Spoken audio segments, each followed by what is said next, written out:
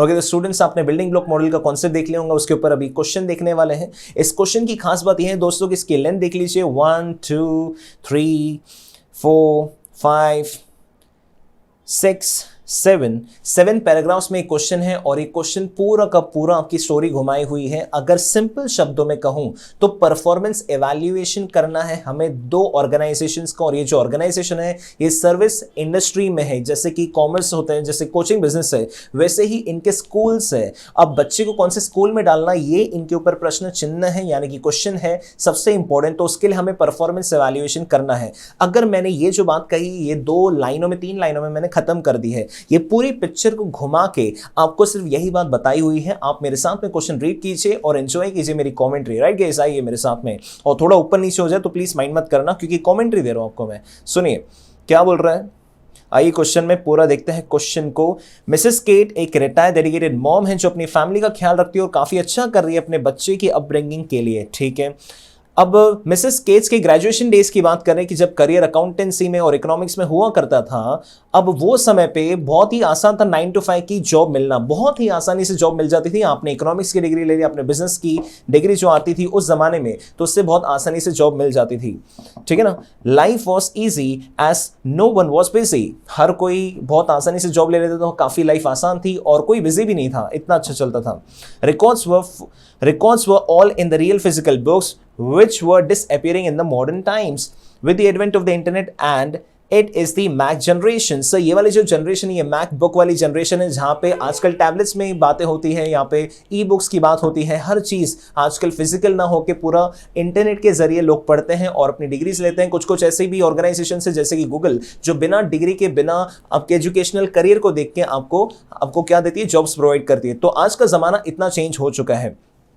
Okay, no email to check and formalities to make, no exaggerations of staying late in office to get the rewards and promotions. Moreover, people were easy to deal with. They had patience to listen till end and would react after giving a deep thought। ये अपने ज़माने की बात करी कि हमारे ज़माने में इतना अच्छा हुआ करता था, लोग एक दूसरे की बातें सुनते थे और इतनी मज़ा आती थी जीने में। राइट, डेज चेंज्ड, आपके दिन चेंज हो गए, महीने बदल चुके हैं। Couple of decades when Mrs Kates has full grown son mister dude, उसके बच्चे का नाम मिस्टर डूड है, DUDE। Okay cool, needing to be admitted to the college within this rapidly changing and booming era. इस जमाने में उसे college में एडमिशन चाहिए। She wanted dude to be in the college that has a history of good academics, okay, focusing on the all-round development of the student, also meeting the needs of the being flexible for the busy student life। आज के ज़माने के हिसाब से वो cater कर पाए और अपनी लाइफ में बेहतरीन तरीके से आगे बढ़ पाए, तो उसके लिए उसे कॉलेज की ज़रूरत है, या फिर कॉलेज में उसे एडमिशन चाहिए तो कहाँ ले वो सोच रही है। She was low on her budget, उसके उसमें पैसों की कमी, and therefore wanted someone in the college itself could help her in the financially the college education of her son। अपने बच्चे की पढ़ाई के लिए उसे कोई हेल्प कर पाए फाइनेंशियली, तो ऐसा कोई चाहती है वो। She was born and brought up in a small town called दोहापुर and lived there all along her life। पूरी जिंदगी वहीं पे रही थी दोहापुर में। वाह, okay, she was lucky to go on a 5-day tour outside the country visiting metropolitan cities of United States like New York and California। तो ये जो 2 जगह जाने को उसके मौका मिला था। She was backed by the speed and transcendency of the state she visited। बहुत खुश हो गई वो देख के कि कितना ज़माना आगे बढ़ चुका है, कितनी तेज़ी और कितना मॉडर्न हो चुका है आज का ज़माना। She wanted her son to learn some aspects of her life so that could adjust with the fast pace and stride with the passing time। अपने बच्चे को भी वो ये सिखाना चाहती है कॉलेज में एडमिशन दिला के कि आज के ज़माने के आपसे कम्पीट कैसे करें। मुझे बताइए कि कॉलेज में एडमिशन लेने के लिए आप इतनी बातें करते हैं तो लिखने की क्या जरूरत है। आईसे आपको प्लीज एंजॉय करें कमेंट्री, आईसे ने बहुत ऐसी बात आपको लिखी है। इसलिए Kate started looking for the educational opportunities in the nearby city call Bilaspur. Bilaspur में एजुकेशनल के लिए वो कोई देख रही है अपॉर्चुनिटी अपने बच्चे के लिए, which was couple of miles away। There was 2 eminent colleges in the city that each providing accounting, economics and taxation courses। तो ये courses में उसे एडमिशन चाहिए, तो यहाँ पे हमारे बिलासपुर सिटी में ऐसे 2 eminent prominent colleges हैं। Dude had little interest in economics, so kids did not force him to jump in। ठीक है, अपने बच्चे को उसने मना किया कि इकोनॉमिक्स के लिए मत जा, क्योंकि उसे इकोनॉमिक्स में शौक नहीं था। आते हैं अभी मेन कॉलेजेस में फाइनली हम बिलासपुर में 2 कॉलेजेस पहुंच चुके हैं। कौन सा कॉलेज है? Dayawan college of commerce DCC and Hriday college commerce institute HCI and DCC, ये 2 कॉलेजेस उसने पता किए हैं। Student the direct competition to each other, ये दोनों के बीच में एक भयंकर कंपटीशन होता है। And met with the characteristics expected by the case जैसे चाहती है वैसे एक्सपेक्टेशंस इनके होते हैं। ओके, वो बहुत एक्साइटेड थी इन दोनों के मिलने के लिए और renovated huge college campus students outside the city could stay and accomplish their educational goals, यहाँ पे बच्चे रह भी सकते हैं। The city was expensive and so वो द कॉलेजेस, जैसे कि सिटी आपकी बहुत महंगी तो आपकी कॉलेजेस भी काफी एक्सपेंसिव है।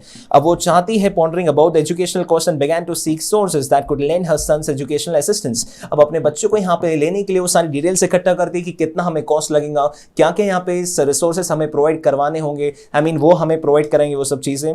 To much of her she came to know from the close friends that DCC, उससे अपने दोस्तों से पता चला कि DCC जो है, बहुत ध्यान से सुनना, DCC took in students with the weak financial standing. DCC ऐसे बच्चों को भी लेता है जिनके पास में फाइनेंशियल बैकग्राउंड नहीं है, पैसों की कमी है, ऐसे लोग को भी DCC ले लेता है। कौन सा कॉलेज? अपना ये वाला दयावान कॉलेज ऑफ कॉमर्स ले लेता है।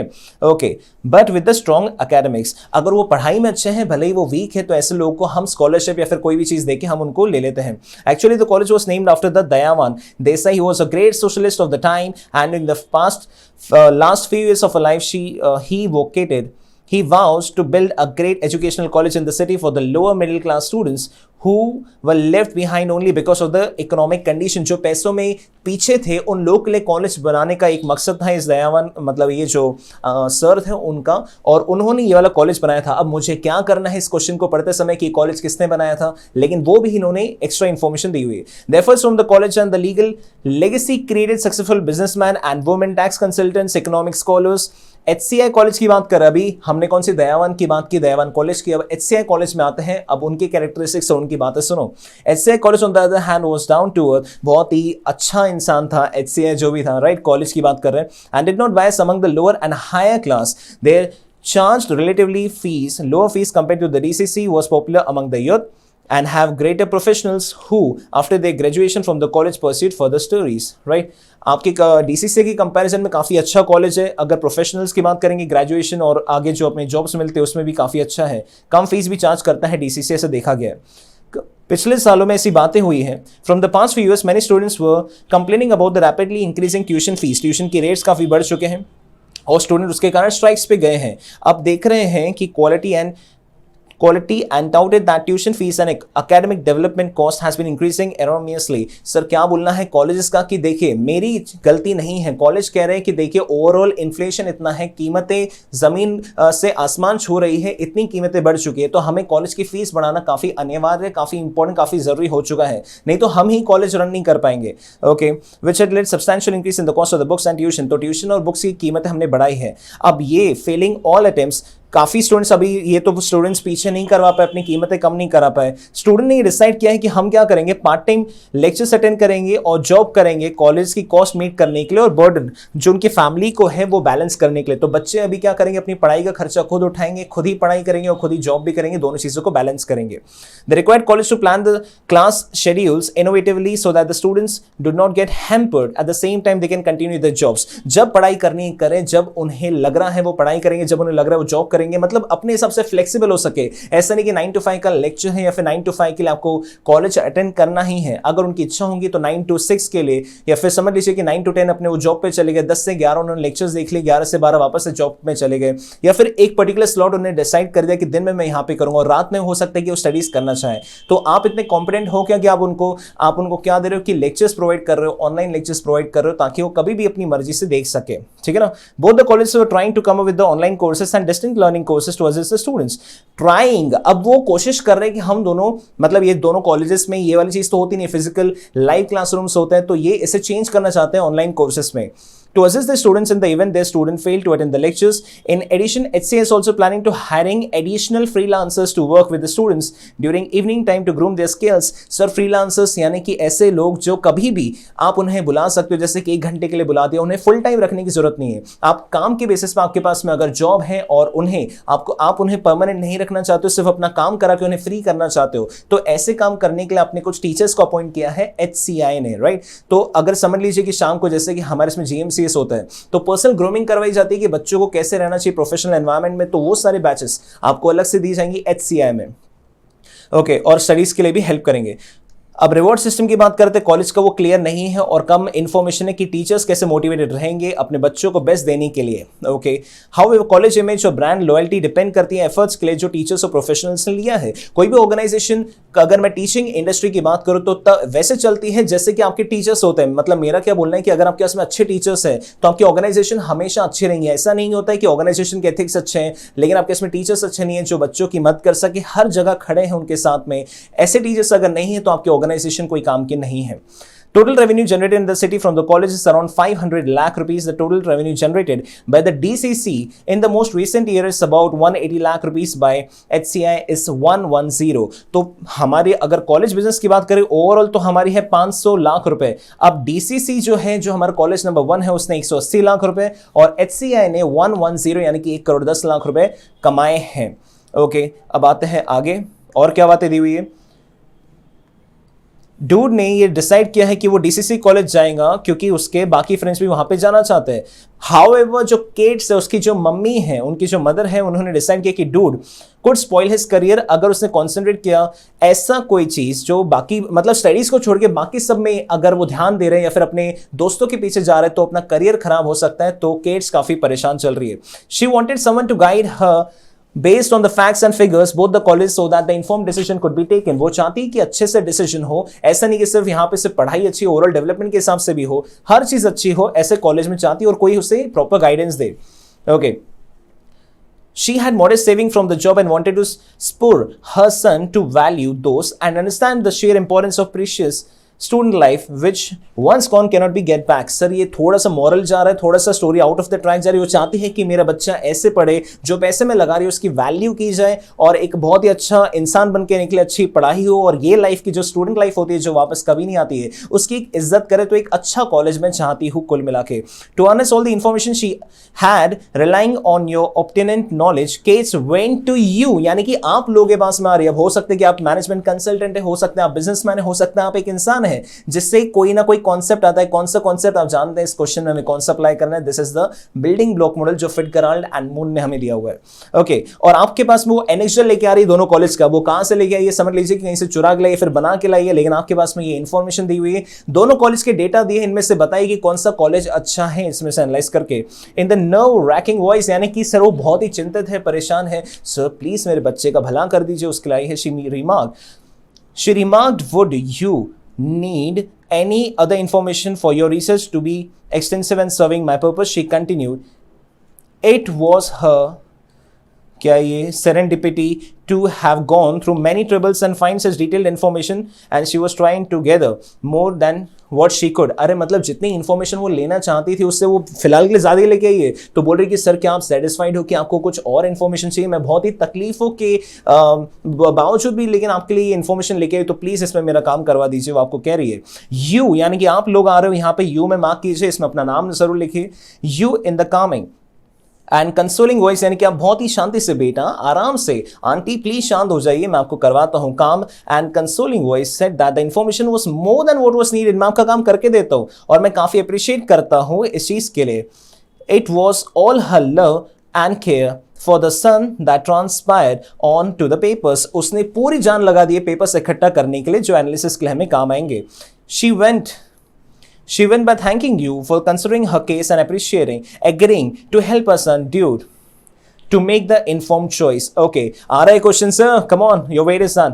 Now you begin contemplating of what could be done and exactly which model to be employed to get the job done and render a research done analytical device। एक अच्छे से research करके हमें बताइए कि कौन सा जॉब करना चाहिए, कहाँ पे एडमिशन लेनी चाहिए। After a day of pondering, you recollected all have learned Fitzgerald and Moon and started gather all the facts that she provided। उसने जो आपको प्रोवाइड किया उसके बेसिस पे आपने काम चालू किया। Now you have thought that basically 2 questions to be answered for the inquiries। आपको सिर्फ 2 सवालों का जवाब देना है। कौन से सवाल है सर? सबसे पहला सवाल आपके सामने आ रहा है, देखिए पहला सवाल जो आपके सामने आ रहा है, could building block model be applied to her case and if yes, explain the model in brief। Question क्या है सर कि मुझे इसके ऊपर में बिल्डिंग ब्लॉक मॉडल क्या अप्लाई करना चाहिए? हाँ सर करना चाहिए। क्यों करना चाहिए? क्योंकि बिल्डिंग ब्लॉक मॉडल क्या बोलता है, फिटगराल्ड एंड मून ने जो मॉडल दिया है हमने ऑलरेडी बेसिक्स में डिस्कस किया है कि ये हमें क्या बताते हैं कि अगर किसी भी सर्विस बेस्ड इंडस्ट्री का आपको परफॉर्मेंस चेक करना है कि कैसे ये लोग परफॉर्म करते हैं, काम करते हैं, तो हम फिटगराल्ड एंड मून का जो मॉडल है, बिल्डिंग ब्लॉक मॉडल, वो अप्लाई करते हैं।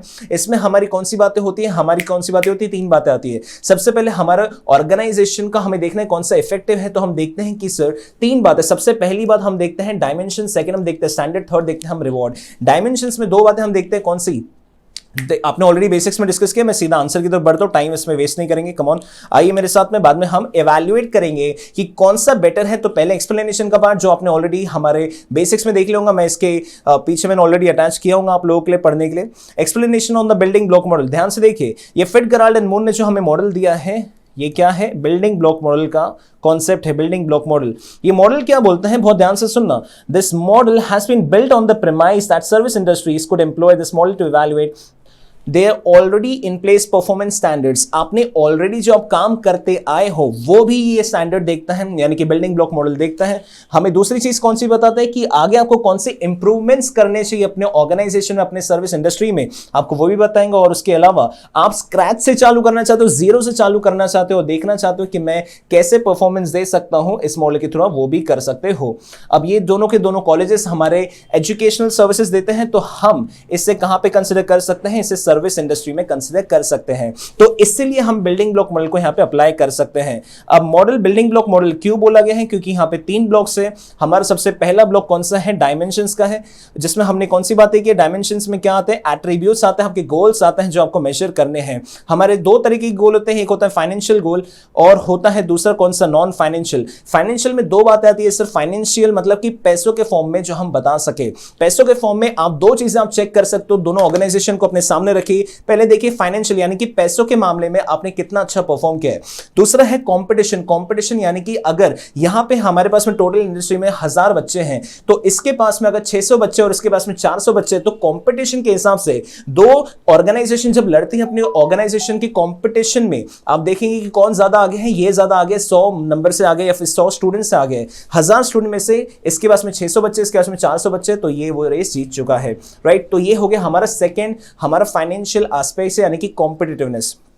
तो ये तो हमने डिस्कस किया। उसके बाद आता है हमारा quality, flexibility, resource utilisation and innovation. इसे डिटेल में डिस्कस नहीं करेंगे, हमारे इवैल्यूएशन के पार्ट में हम इसे वापस से देखने वाले हैं।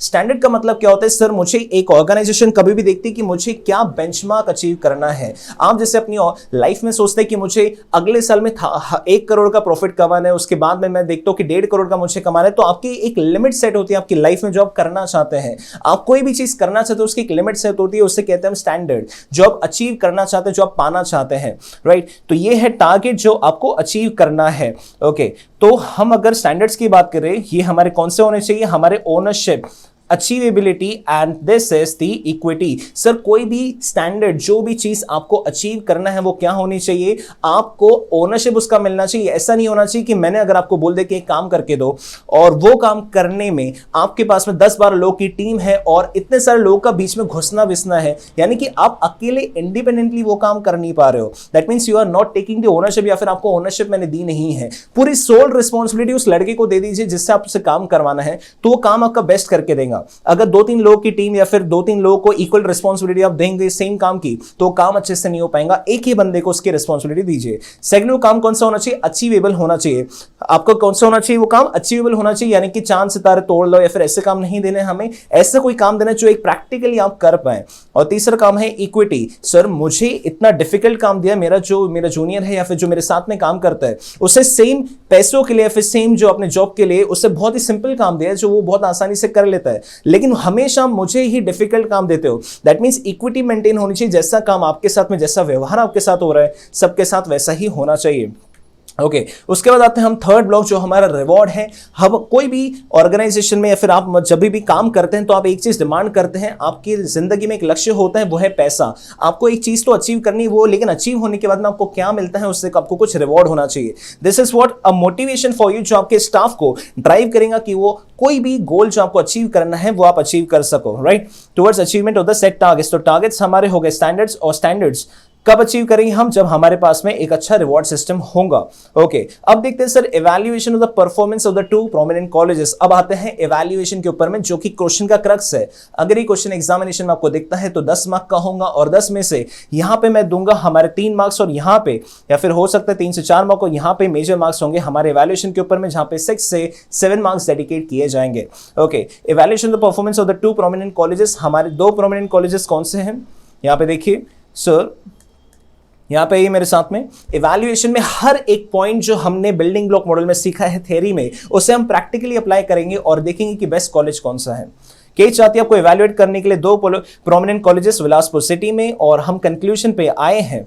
इट अपीयर्स दैट दोनों के दोनों कॉलेजेस अच्छा काम कर रहे हैं। Overall the exact position of the colleges can be known from the detailed analysis of both qualitative and quantitative factors.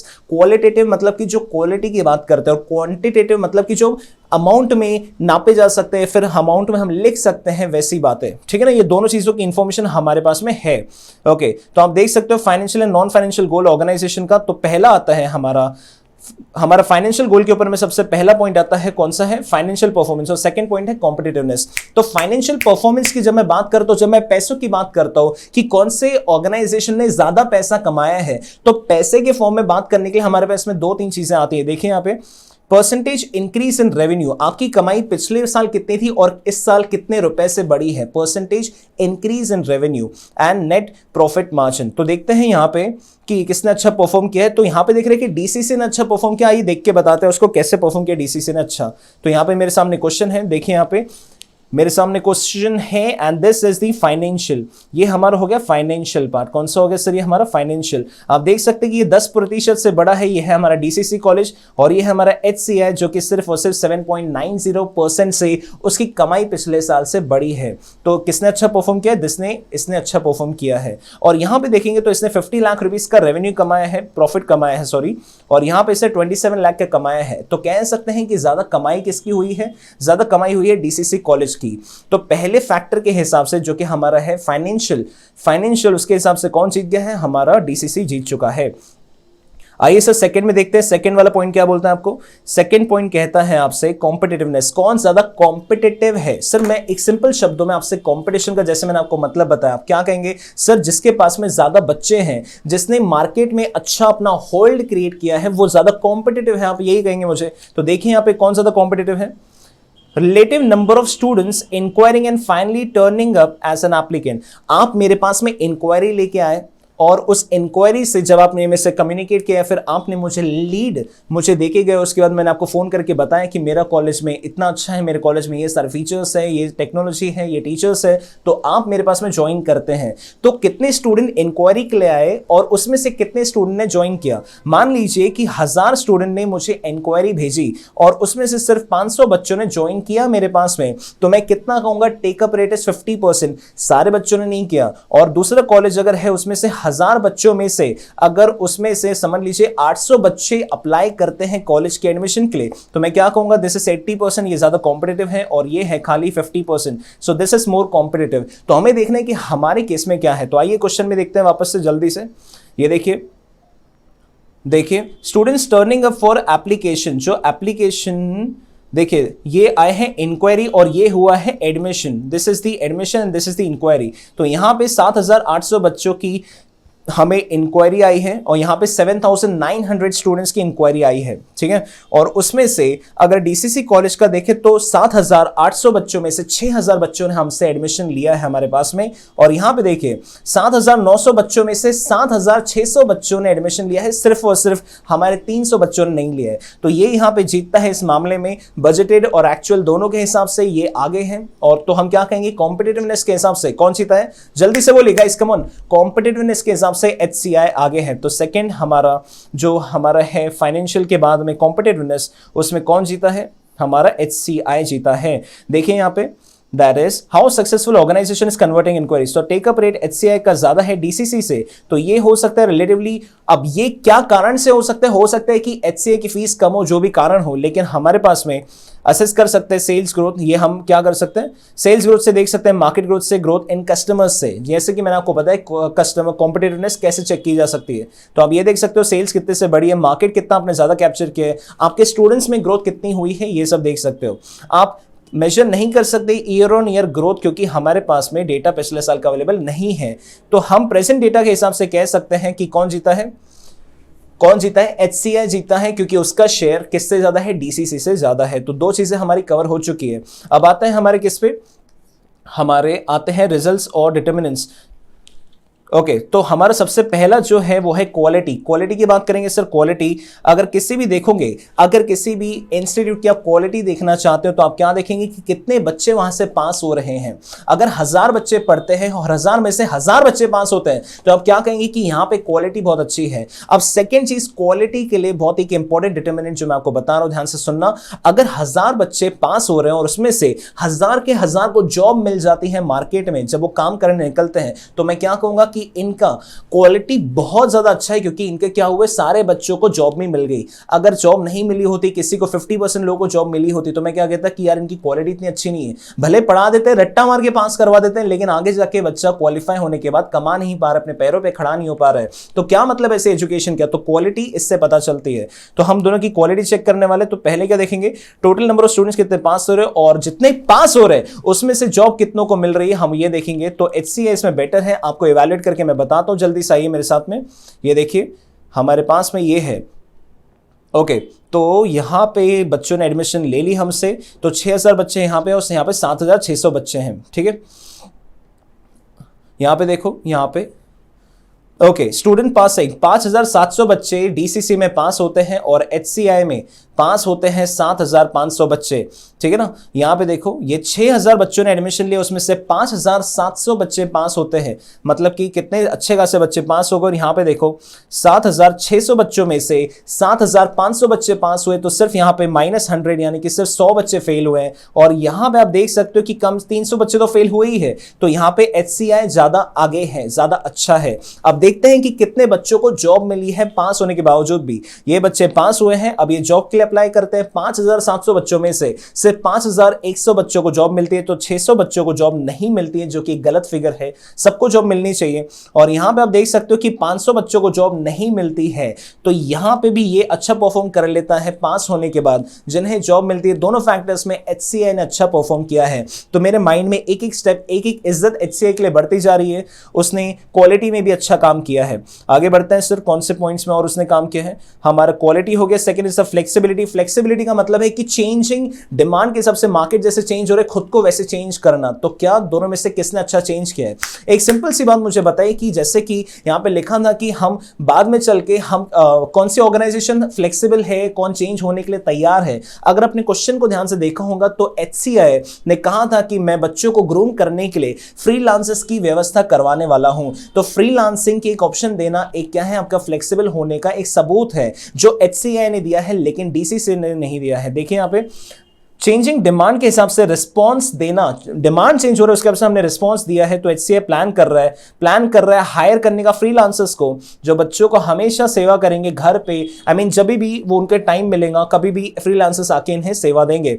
This aspect is really appreciable and fast sightedness of the college management. आगे की सोच रखना, दूरदर्शिता पे ध्यान रखना, कितना आगे का विजन रखना कि हम ऐसा कोई काम करने वाले हैं, ये एक क्या है, फ्लेक्सिबल ऑर्गेनाइजेशन की निशानी है।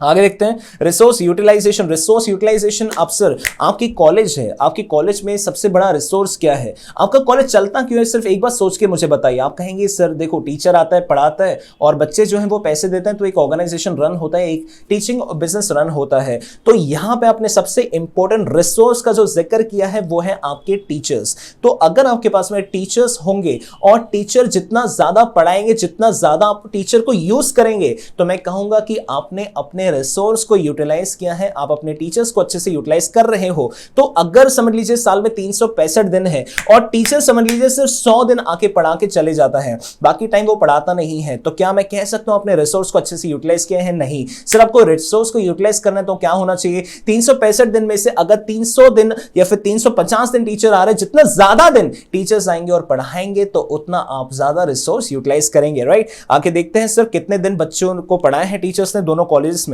आइए मेरे साथ में जल्दी देखो। This is total number of teacher days in a year. Sir teacher into days is teacher days. Okay मान लेते हैं कि दोनों में सेम है, लेकिन यहां पे तो अलग अलग है, कोई बात नहीं। तो यहां पे देखो यहाँ पे मेरे हिसाब से 365 के हिसाब से ही बताया हुआ है। ओके, तो यहाँ पे 250 दिन अगर टीचर्स काम करते हैं, और यहाँ पे देखिए 250 में से 240 दिन टीचर्स आए हैं, 250 दिन टीचर्स आते हैं, मतलब पढ़ाने का उनका है टारगेट, तो उसमें से 240 दिन यहाँ पे पढ़ाते हैं, और यहाँ पे कितने दिन पढ़ाते हैं, यहाँ पे 230 दिन पढ़ाते हैं। लेक्चर्स कितने दिन रिसीव हुए, तो इसके हिसाब से कौन आगे हो गया, हमारा डीसीसी आगे हो गया है फिलहाल के लिए। देखते हैं यहाँ पे, आइए मेरे साथ में सॉल्यूशन देखें। Okay, resource utilization means productivity of the service staff, and in this case, there are lectures, professionals या प्रोफेसर जो लेक्चर देते हैं, ठीक है ना। This aspect can be using the relation between the teachers days available and the number of days actually serve, जो हमने अभी देखा है। DCC has higher resource utilisation ratio, DCC अपने टीचर्स को ज्यादा अच्छे से यूज करता है एज कंपेयर टू एचसीआई। अब दूसरे शब्दों में या फिर दूसरी तरफ देखें हाथ में, we apprehend some form of staff shortage in HCI when considering total number of students served in the HCI compared to DCC। आप एक बात और समझ लीजिए, DCC में बच्चे कम पढ़ते हैं, HCI में बच्चे ज्यादा पढ़ते हैं। ज्यादा बच्चे होना तो ज्यादा बच्चों को मैनेज करने के लिए फैकल्टीज और टीचर्स ज्यादा रखने होते हैं, लेकिन क्योंकि HCI ने अपने टीचर्स की क्वांटिटी कम रखी है, लोग कम भर्ती किए हैं, तो क्या होता है कि एक ही टीचर के ऊपर में 100 स्टूडेंट चढ़ रहे हैं, 200 चढ़ रहे हैं, तो प्रेशर बहुत पड़ता है। तो हो सकता है उसके कारण भी छुट्टी ली हो, तो आपको क्या करना है, अपने स्टूडेंट्स का अपने टीचर्स को ज्यादा रिक्रूट करना है, ज्यादा लोगों को अपने पास में पढ़ाने देना है। ओके, आगे इनोवेशन की बात करेंगे। फोर्थ हमारा जो पॉइंट है वो इनोवेशन के ऊपर में नई नई चीजें खोज के लेके आना, मार्केट की चेंजिंग डिमांड्स के ऊपर में नई चीजें जो आप लेके आ रहे हो, नई नई चीजें बच्चों को देना। जैसे कि कल जाके फेस टू फेस चलती थी क्लासेस, आज उसके सैटेलाइट मोड से चेंज होके पेन ड्राइव मोड से चेंज होके हमारे एंड्रॉइड वर्जन से आके, और आगे जाके हो सकता है जमाना और अपग्रेड हो जाए और पर्सनलाइज लर्निंग का अपॉर्चुनिटी और आपको मिले। तो ऐसे करके इनोवेशन से हम चीजें चेंज हो रही। तो आपने अपने कॉलेज में क्या इनोवेशन पे ध्यान दिया है, तो ये पॉइंट में हम वो समझेंगे। आपने देखा है कि दोनों के दोनों एचसीआई और डीसीसी ट्राई कर रहे हैं कि हम ऑनलाइन टीचिंग में आने वाले हैं, जल्दी देखेंगे। इनोवेशन सजेस्ट करता है coming up with the new and innovative mode of service delivery in the context with the changing market demand. Okay, उसके बाद में इस केस में most of the students are working simultaneously to change the college educational cost. In regard to this, there is need to bring more online courses and distant learning। हम चाहते हैं कि बच्चों की कॉलेज की फीस कम हो, तो क्या करना चाहिए, आप ऑनलाइन कोर्स दोगे तो एक नहीं 100 बच्चे देखेंगे, तो जहां पे 100 बच्चे पढ़ते थे वहां पे अब 1000 बच्चे पढ़ेंगे, तो कॉस्ट पर स्टूडेंट काफी कम हो जाएगा। तो अब कम कीमत में कोर्सेज चला के बच्चों को फायदा दे सकते हो। उनकी कॉस्ट जो पहले 10,000 रुपए थी, तो अब वो 5 में या फिर 1,000 रुपए में आप उनके एजुकेशन का काम करवा सकते हो। Okay, both colleges are striving for the same, दोनों के दोनों कॉलेज पीछे पड़े इस चीज के लिए, and are very close competition to each other, ठीक है ना। ओके, कंसिडरिंग, आते हैं सर फाइनेंस पॉइंट पे, considering both the financial and non financial goal, हम देख सकते हैं कि एचसीआई ये चीज में आगे बढ़ चुके हैं। एचसीआई कॉलेज ज्यादा बेटर है as far as superior quality, flexibility, making innovative attempts and comparatively lower price, कीमतें भी कम है, चीजें भी ज्यादा अच्छी दे रहे, तो HCI में आपको जाना चाहिए। meet of the emerging needs of the student which acts as a competitive edge, which acts as what the competitive edge। competitive edge का मतलब है कि पहले से दोनों में से किसने कंपटीशन में बाजी मार ली है, तो एज क्रिएट किया है HCI ने। किसने किया है, HCI ने, as compare to competitor DCC, right. तो हमारे पास में ये वाली वर्किंग है जो मैंने आपको कहा है वैसे ही है, बिल्कुल सिंपल वर्किंग है।